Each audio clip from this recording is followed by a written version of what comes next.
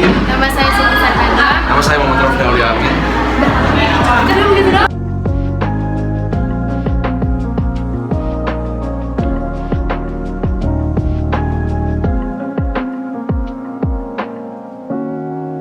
Pengertian perdagangan internasional adalah sebuah kegiatan jual beli yang dilakukan dua pihak yang berbeda negara.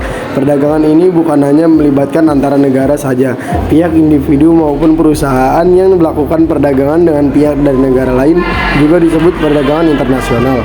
Sebuah perdagangan internasional dilakukan untuk memenuhi kebutuhan di suatu negara yang tidak tersedia di negara tersebut. Manfaat perdagangan internasional: 1. Pilihan barang yang bervariatif. 2. Terbukanya peluang kerja. 3. Membuat hubungan baik antara negara. 4. Mendorong efisiensi produk. Faktor-faktor yang mempengaruhi perdagangan internasional: 1. Inflasi. Jika tingkat inflasi suatu negara meningkat terhadap negara tujuan perdagangannya, transaksi diperkirakan akan menurun. Konsumen dan perusahaan di negara itu kemungkinan besar akan membeli lebih banyak barang di luar negeri. Kebijakan pemerintah. Pemerintah di suatu negara dapat dimiliki pengaruh besar pada neraca perdagangannya karena kebijakannya mengenal subsidi eksportir, perbatasan impor atau kurangnya penegak hukum terhadap pembajakan. 3. Subsidi untuk eksportir.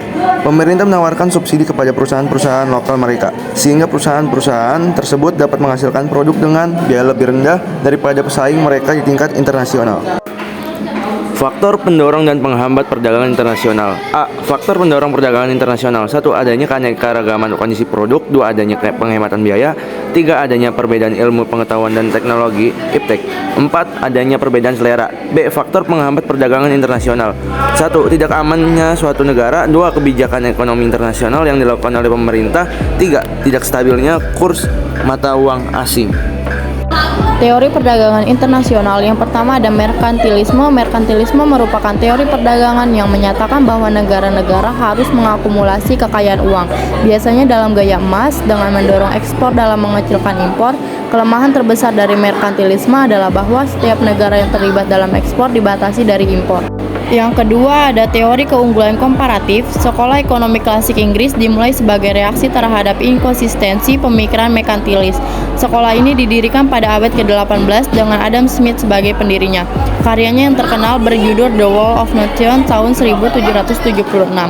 Sebagai karyanya ini merupakan risalah anti-merkantilis. Di dunia yang bersumber daya produktifnya langka dan keinginan manusia tidak dapat sepenuhnya dipenuhi, setiap negara harus berspesialisasi dalam produk barang-barang yang dilengkapi dengan baik untuk diproduksi. Ia harus mengekspor hasil dari produksi ini atau dengan menukar barang-barang lain sehingga tidak dapat dengan mudah berubah. Dan yang terakhir ada teori keunggulan mutlak. Dalam teori ini dinyatakan bahwa perniagaan internasional akan menghasilkan keuntungan bagi negara-negara yang mampu menyediakan produksi dengan harga yang lebih murah dibandingkan negara lainnya. Bertentangan dengan merkantilisme, Smith berpendapat bahwa negara harus fokus pada produksi barang yang di dalamnya memiliki keunggulan absolut. Kebijakan perdagangan internasional. A. Kebijakan perdagangan bebas. Kebijakan perdagangan bebas adalah kebijakan perdagangan yang menginginkan adanya kebebasan dalam perdagangan, sehingga tidak ada rintangan yang menghalangi arus produk dari dan ke luar negeri. Manfaat dari perdagangan bebas menurut teori klasik adalah sebagai berikut. 1. Dapat mendorong persaingan antar pengusaha sehingga nantinya akan tercipta kualitas produk dengan dasarnya teknologi tinggi. 2. Mendorong terjadinya efisiensi biaya atau cost sehingga mampu menghasilkan produk dengan harga yang mampu bersaing. 3. Meningkatkan mobilitas modal, tenaga ahli, dan investasi ke berbagai negara sehingga dapat mempercepat pertumbuhan ekonomi. 4. Meningkatkan perolehan laba sehingga memungkinkan para pengusaha berinvestasi lebih luas. 5. Konsumen dapat lebih bebas dalam menentukan variasi dan pilihan produk. B. Kebijakan perdagangan proteksionis. Kebijakan perdagangan proteksionis adalah kebijakan perdagangan yang melindungi produk-produk dalam negeri agar mampu bersaing dengan produk asing yang dilakukan dengan cara membuat berbagai rintangan atau hambatan arus produksi dari dan ke luar negeri. Alasan negara menganut kebijakan perdagangan proteksionis antara lain sebagai berikut. 1.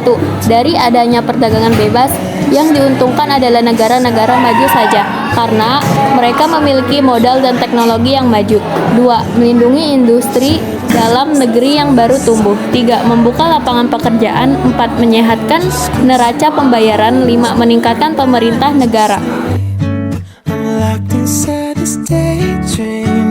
Dampak positif dan negatif perdagangan internasional. Yang A, ada dampak positif perdagangan internasional bagi perekonomian Indonesia. Yang pertama, ada mendorong dan mempercepat pertumbuhan ekonomi, meningkatkan pendapatan negara, memperluas lapangan pekerjaan, dan meningkatkan kesejahteraan rakyat.